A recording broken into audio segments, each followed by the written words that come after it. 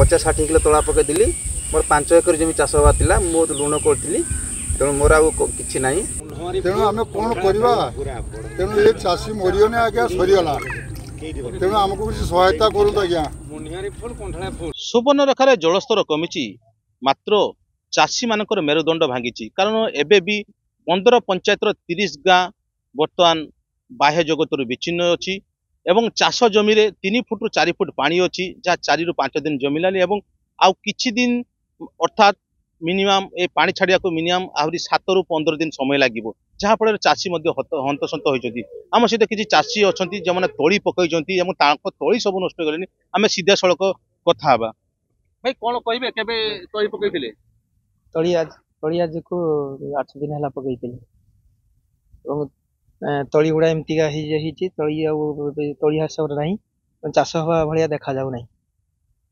आप शुणुले भाई जनक तली 8 दिन है पकई 8 दिन पर देखते कि अवस्था है तलीर अवस्था केमी ना पची सड़ी गलानी ये भाई सहित सीधा सड़क कथा भाई कौन कहे केबे तली पकईले आगे देखते आम आज 10-12 दिन तली पकई तेणु यही जो सुवर्णरेखा नदी प्रबल आसला आमको यही बन्या रकम हो जाए जो प्रबल पानी तेणु आउ तो रथ पलैगला तेणु आउ तो तला गजा हम ना बिहान आउ मिलूना तेणु एबे तला पकड़े चाष 1% भी चाष हम ना तेणु आम अनुरोध करूँ चाषी मैंने जे नोहरा पंचायत जो चाष क्षति हो जाए आमर उपमुख्यमंत्री आसुँच तेणु आम अनुरोध करूँ चाषी भाई मैंने अनुरोध करूँ आमको किसी छाड़ करंतु नोहरा पंचायत रे। आप शुणुले जो आज चाषी क्षतिग्रस्त एवं बन्यांचल परिदर्शन ओडिशार उपमुख्यमंत्री से आसुचंती एवं से विभिन्न स्थान गस्त करेंगे और सर्वे करेंगे देखते कि भाव में चाषर अवस्था है तली पकईले 4-5 दिन पानी जमीवा पर तली सब बर्तमान नष्ट होगा बसले कहीं द्वितीय थर आउ तली पकई चाष करने संभव हेनी आम सहित से चाषी भाई अच्छा आम सीधा सड़क कथा केबे तली पकईले तली आज 12-13 दिन होगा बर्तमान परिस्थिति यह आ चाष करने असंभव तेणु मु सरकार को अनुरोध करुच्ची आम पंचायत को कृषि ऋण छाड़ कर जाऊ नहरा पंचायत आ चाष कर असंभव पानी आहरी 15-20 दिन हो पानी छाड़ा को तलार अवस्था किसी रही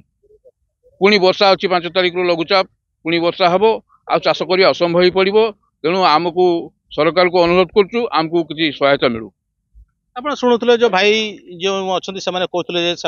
किसी कृषि ऋण सहायता कर कारण द्वितीय थर तली पकई चाष करवा नहरा पंचायत असंभव कारण तली थरे नष्ट होला परे पुणी तली उठा आहरी 1 मास समय लगे आज जेहेतु उपमुख्यमंत्री आसुचंती एवं भोगराई बालियापाल गस्त करेंगे और चाषर स्थिति अनुधान सहित लोकंर दुख दुर्दशा बुझे से